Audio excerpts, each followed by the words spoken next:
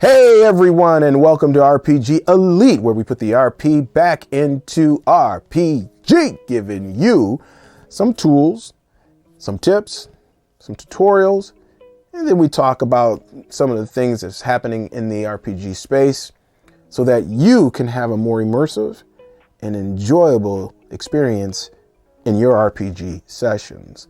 I want to welcome everyone back. You greenies who are just coming here for the first time, you returnees who keep returning but are not subscribed, come on. Let's hit that subscribe button today. Let's do it today. Hit the subscribe button, hit the notification bell. And then also, of course, for all of my elites who are out there, who are my subscribers, what's up, everyone? Glad that you came back to the channel. Welcome aboard. Today, we're going to be focused in on RPG Elite philosophy.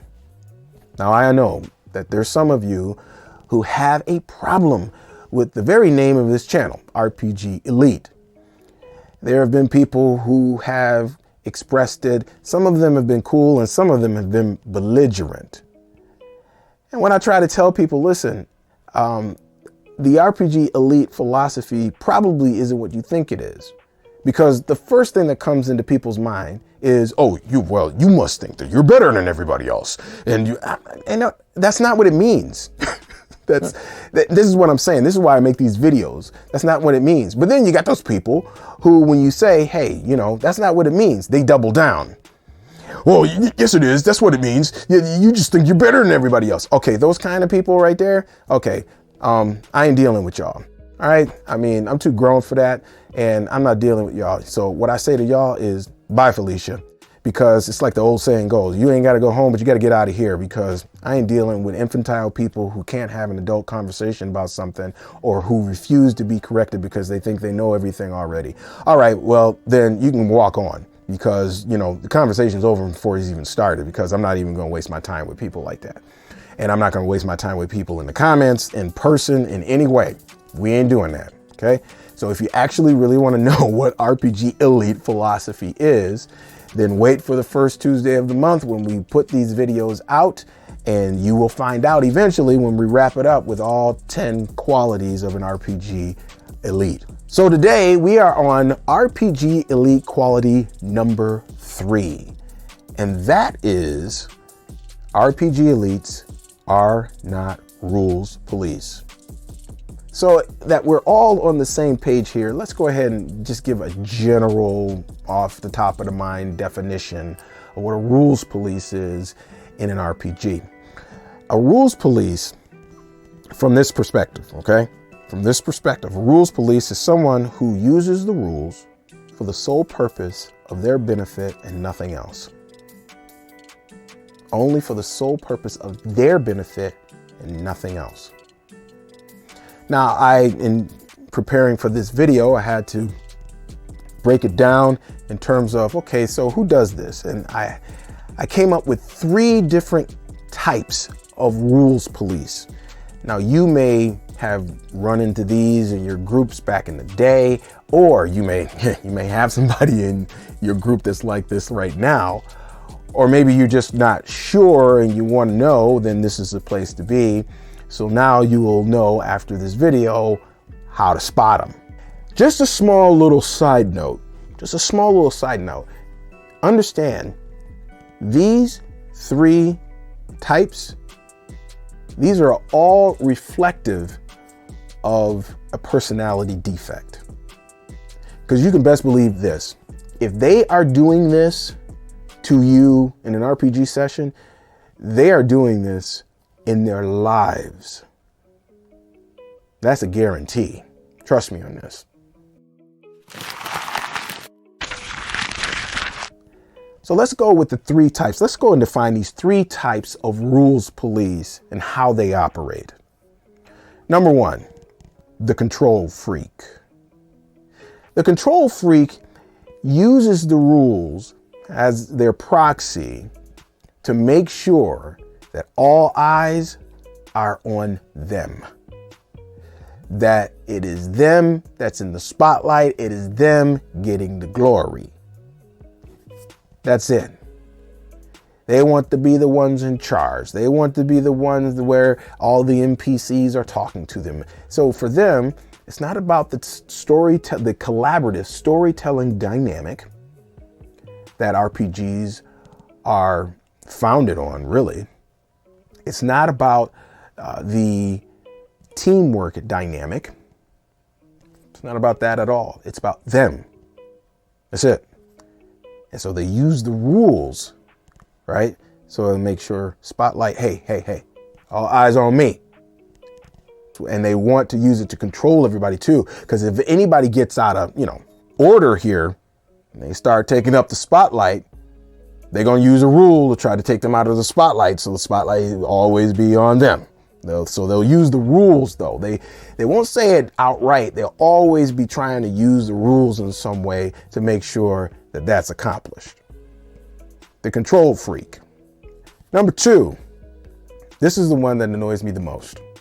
The 3 that I'm naming here, this one annoys me the most. And that is the manipulator. The manipulator. The manipulator takes the rules and manipulates them, because they'll be reading the rules and then they'll give you some explanation that you're going, wait a minute, that's not actually what it's saying right there.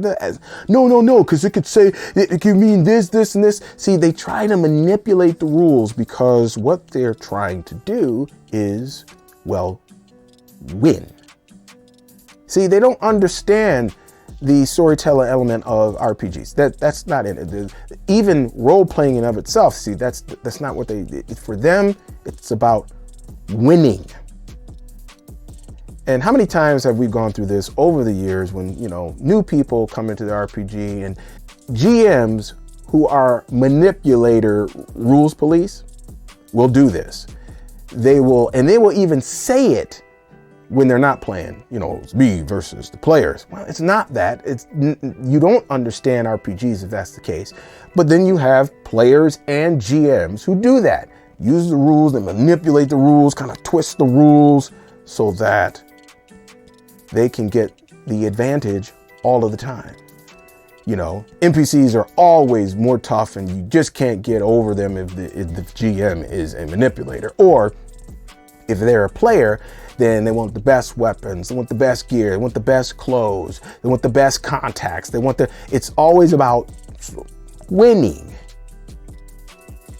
And so manipulators will do everything that they can with the rules, because again, if they just did it outright, people would call them out.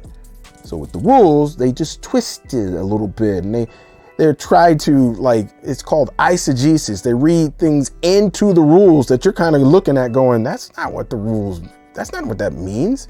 And then you guys will be discussing this for hours on end, and they'll just be banging their drum on this, that is, because again, they're trying to win. And these guys bother me. I don't play with manipulators. I do not play with manipulators. As a matter of fact, if I find that someone is a manipulator, I will quit in the middle of a session. So if I find that people are manipulating, I will call them out first. And if they keep doing it, I will leave the session. I'm just done. Like I said earlier, I just don't have time for this no more. I don't have time to be playing with people like that. I don't have the time nor the patience no more.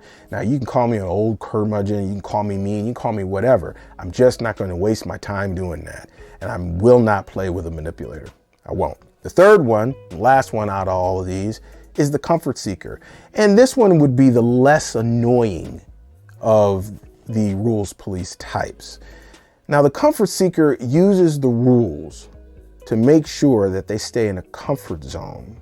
What I mean by that is that if, let's say, for example, the GM comes up with a rule or comes up with a situation where they're outside of the box of the rules a little bit, and it forces the comfort seeker to either think a little bit more or be creative, or actually puts them in a situation that makes them feel uncomfortable or makes them nervous, then they will use the rules to get them back into that comfort zone. Well, the rules say that these unknowns for them, these are uncomfortable. They want the knowns. They want the place where everything works exactly as they want it to work. And if they know the rules, then this is going to be more comfortable for them. If you go outside of that at any point, they will be the first to say, well, you know, the rules just say this, but they're doing it not for the group. Now, this one here may be a little hard to spot because it may seem like they're doing it for the group, but they're not. They're doing it for their own comfort. Because if you force them into a situation to do something that they're not comfortable with, like role play or think on their feet or do some improv or, you know, just think outside the box a little bit, they will fall back on the rules so they can get back into that comfort. You remember back in the day when people used to suck their thumb? Well, that's what they use the rules for, so they can feel comfortable and suck their thumb like that, man. I know that's a probably bad analogy, but that's why people suck their thumb. Comfort. It's the same thing with these rules police. They use it in that way for comfort. Now, RPG elites don't do any of those things. We know how to spot those kind of rules police, but we don't do any of those things. We understand that, number one, rules are there to keep things consistent and are used as a framework and a guide. As long as the world is consistent because of the rules, then they will go ahead and continue to use the rules for that purpose. However, an RPG elite, especially those who are GMs, an RPG elite will kill a rule because there are some rules that are not a necessity. And sometimes for the sake of the story and the enjoyment of everyone in the session, an RPG elite will just kill it. They'll just be like, okay, we're not going to use that one. It's not that important. They are more about the collaborative storytelling environment and the teamwork dynamic. And they're trying to press this forth in the setting that they've created and to watch their PCs flourish in this setting and to build the story. Now, this is another attitude of an RPG elite that we'll be covering in months to come. So I'm getting a little bit ahead of myself, but rules are there for us as a framework. And if they get in the way of the story and enjoyment, we'll kill it. Enjoyment in the story always trumps the rules. Always.